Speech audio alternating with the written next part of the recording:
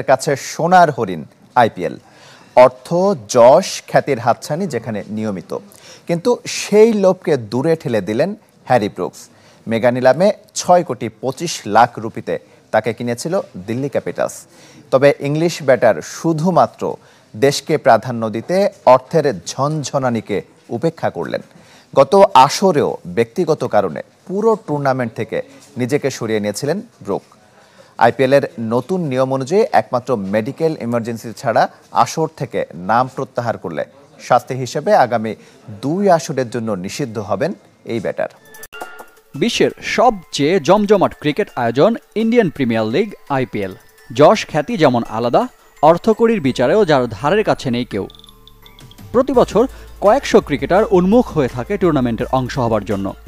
ঠিক একই মঞ্চে সবার চেয়ে আলাদা ইংলিশ ওপেনার হ্যারি ব্রুক। পরপর ২ আসরের নিলামে চড়া দামে বিক্রি হয়েও নিজেকে সরিয়ে নিলেন প্রতিবার। কিন্তু আইপিএলকে এমন উপেক্ষা মেনে নিতে পারছে না বিসিসিআই। প্রথমবার পার পেলেও এবার পড়তে যাচ্ছেন নিষেধাজ্ঞায়। পরের ২ আসরের জন্য ব্রাত্য হতে পারেন ইংলিশ ওপেনার। ২০২৩ আসর দিয়ে ব্রুকের আইপিএল যাত্রা শুরু। সেবার সানরাইজার্স হায়দ্রাবাদের হয়ে মাঠে নেমেছিলেন। কলকাতা নাইট রাইডার্সের বিপক্ষে পেয়েছিলেন ১ সেঞ্চুরিও। ঠিক তার পরের আসরে নিজের দাদির মৃত্যুতে টুর্নামেন্টের শুরুতেই নিজেকে সরিয়ে নেন। তবে এবারের আসর থেকে নিজেকে সরিয়ে নেওয়ার কারণ নিতান্তই মনস্তাত্ত্বিক। দেশের জার্সিতে সামনে অপেক্ষা করছে ব্যস্ত সূচি, তাতেই দিতে চান সম্পূর্ণ মনোযোগ, তাই খেলবেন না এবারের আসরেও।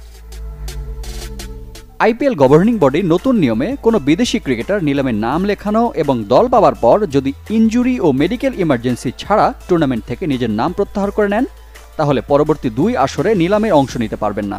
হ্যারি ব্রুকের ক্ষেত্রে যা পুরোপুরি কার্যকর হতে পারে। আইপিএলে দল পাওয়া কতটা চ্যালেঞ্জিং তা অনুমান করা যায় খুব সহজেই। এবারের মেগা নিলামে অংশ নিয়েছিল মোট ৫৭৪ ক্রিকেটার, যেখানে বিদেশি ছিলেন ২০৮ জন।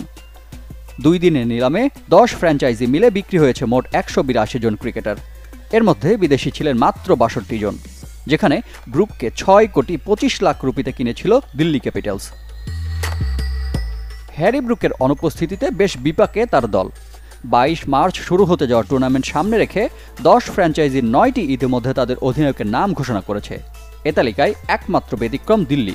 টুর্নামেন্টের শেষ মুহূর্তে এবার অধিনায়কের পাশাপাশি ফ্র্যাঞ্চাইজিটিকে খুঁজে বের করতে হবে ব্রুকের বিকল্প।